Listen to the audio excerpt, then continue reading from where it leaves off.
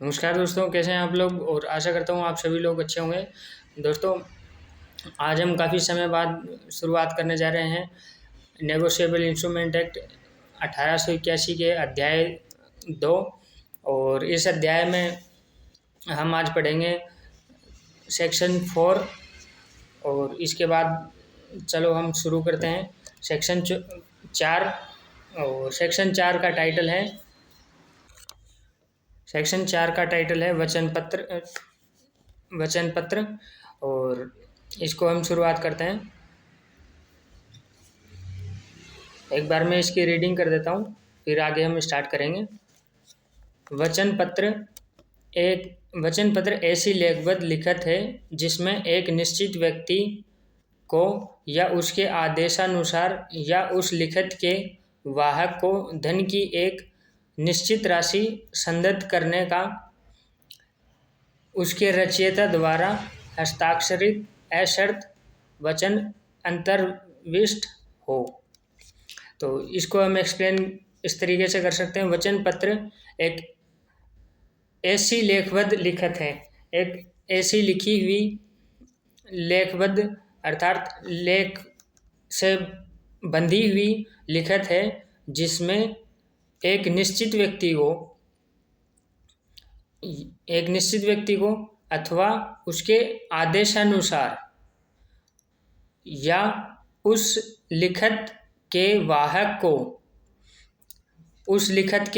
को अर्थात जो वो लिखत है, जो वो चेक है या जो वो अमाउंट कुछ भी एक वचन पत्र है या ऐसा कुछ भी इंस्ट्रूमेंट अर्थात एक दस्तावेज उसके वाहक को, उसको रखने वाले को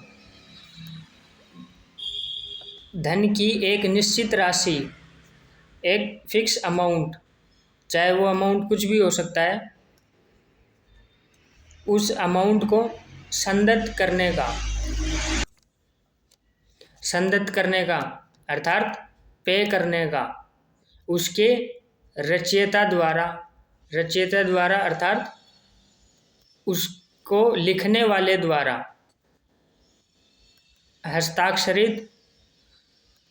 हस्ताक्षर करके अशर्त मतलब बिना किसी शर्त के अनकंडीशनल वचन अंतर्विष्ट हो। वचन अर्थात उसमें प्रॉमिस किया गया हो, अनकंडीशनल बिना किसी शर्त के, उसमें अंतर्विष्ट हो अर्थात उसमें सम्मिलित हो, इसे हम वचन पत्र कहेंगे। अब वचन पत्र को हम एक बार कुछ एग्जाम्पल से देख लेते हैं। तो इसमें पहला है मैं ख को या उसके आदेशानुसार 500 रुपये संदत्त करने का वचन देता हूँ। इसमें हम देखते हैं मैं ख को, एक फिक्स आदमी है ख, या उसके आदेशानुसार यानी वो जिसको आदेश करेगा या जिस व्यक्ति के लिए वो कहेगा, उसके आदेशानुसार 500 रुपये एक फिक्स अमाउंट संदत्त करने का, पे करने का वचन देता हूँ। तो ये हो गया वचन पत्र। फिर इसके बाद है दूसरा, नेक्स्ट बी, मैं स्वीकार करता हूँ कि प्राप्त मूल्य के लिए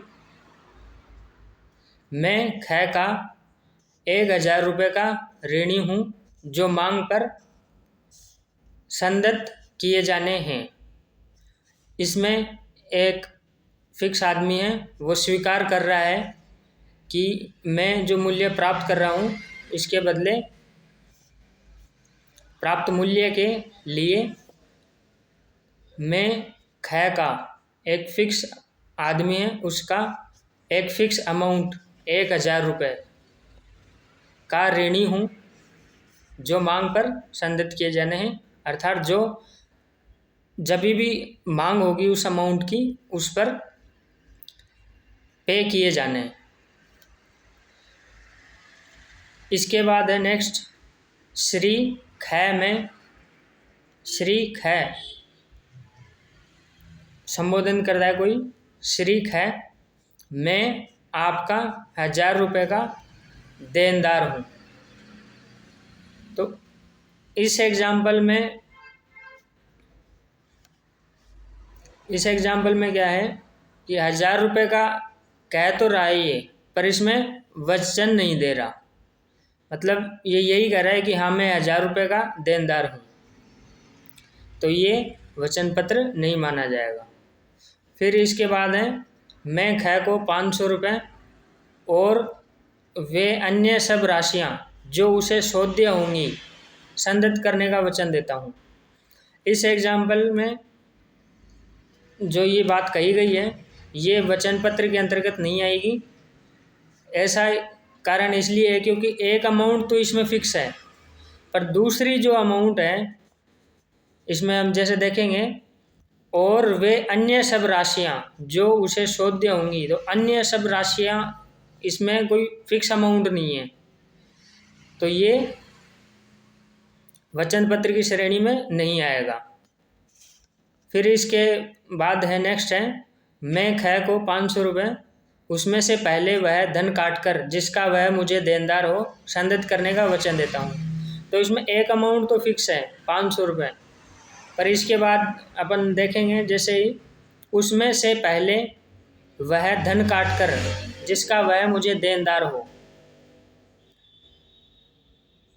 जो जिस 500 रुपये में से वो धन काटकर जिसका वह मुझे देनदार हो, अर्थात जिस अमाउंट को मैं मांगता हूँ उसको काट कर संदिग्ध करने का वचन देता हूँ। तो इसमें एक अमाउंट फिक्स नहीं है, कुछ अमाउंट फिक्स नहीं है कि कितना ये मांगता है और कितना उसमें से माइनस होगा, तो ऐसा कोई अमाउंट फिक्स नहीं है, तो ये वचन पत्र की श्रेणी में नहीं आएगा। इसके बाद है नेक्स्ट एफ गय के साथ अपने विवाह के 7 दिन के पश्चात मैं ख को 500 रुपये संदिग्ध करने का वचन देता हूँ। तो इसमें क्या है एक फिक्स कंडीशन लगा दी, तो इस कंडीशन में ये वचन पत्र की श्रेणी में नहीं आएगा। फिर इसके बाद में है नेक्स्ट है मैं घ की मृत्यु पर ख को 500 रुपये देने का वचन देता हूँ। एक कथन तो इसने ये कर दिया। फिर इसके बाद नेक्स्ट है परंतु यह तब जबकि घ वह राशि संदिग्ध किए जाने के लिए पर्याप्त धन मेरे लिए छोड़ जाए।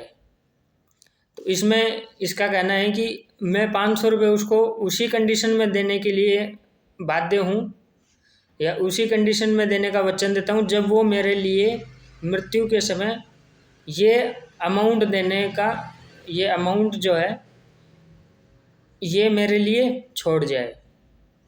तो इसमें कंडीशन ऐसी लगा रखी, तो ये वचन पत्र की श्रेणी में नहीं आएगा। फिर इसके बाद है नेक्स्ट है एच मैं वचन देता हूँ कि मैं निकटतम आगामी 1 जनवरी को ख को 500 रुपये संदिग्ध करूँगा और काला घोड़ा उसे परिदत्त करूँगा। ये इसमें ये कह रहा है, तो ये भी वचन पत्र की श्रेणी में नहीं आएगा। ये इसलिए नहीं आएगा क्योंकि ख को आगामी 1 जनवरी को इसमें अमाउंट, ये भी एक कंडीशनल आ गया क्योंकि इसमें एक वचन पत्र तो ठीक है, पर उसके बाद में एक अलग से एक और है, एक कुछ भी जैसे एक काला घोड़ा या कुछ भी वस्तु फिक्स है, तो ये वचन पत्र की श्रेणी में नहीं आएगा। तो इस तरीके से हमने दोस्तों इसकी डेफिनेशन पढ़ी और समझी। इसके बाद हमने कुछ एग्जाम्पल समझे, जिससे मुझे आशा है कि आप इस सेक्शन 4 को आसानी से समझ पाए होंगे। और इसी उम्मीद के साथ हम मिलेंगे नेक्स्ट वीडियो में कि आपको ये कुछ सेक्शन या ये वीडियो आपको अच्छा लगा होगा। और आशा करता हूँ आप सभी लोग इसे आगे भी देखना पसंद करेंगे। धन्यवाद।